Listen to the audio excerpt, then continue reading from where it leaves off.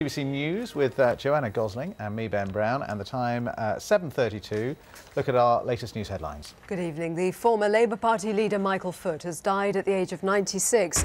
Tributes from across the political spectrum have come in for Mr Foot, who was first elected in 1945. Prime Minister Gordon Brown has described him as a man of deep principle and great idealism, who was the best parliamentary debater of his generation. John Venables, one of the killers of the toddler James Bulger, has been sent back to prison for breaching the terms of his release. Venables, now aged 27, was given a new identity and released on licence in 2001. He and his accomplice, Robert Thompson, killed James Bulger in 1993. Millions of pounds raised for famine victims in Ethiopia in the 1980s was used by a rebel group trying to overthrow the government there, a BBC investigation has found. Events such as Live Aid raise money for starving people, but a former military commander has told the BBC that large sums of that cash were diverted to buy weapons.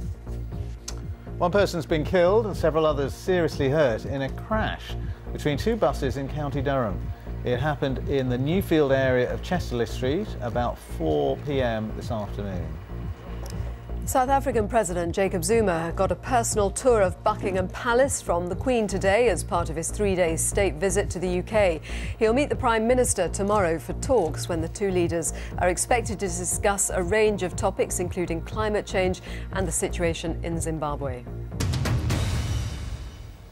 Now, after a political career as a rebel, Michael Foot became the leader of his party. He went on to guide it to one of its worst general election defeats in history. But as we can now hear, that disastrous defeat did little to dent his reputation as a man who was admired, if not always agreed with, by his fellow parliamentarians. That it is a mighty upsurge of democratic protest.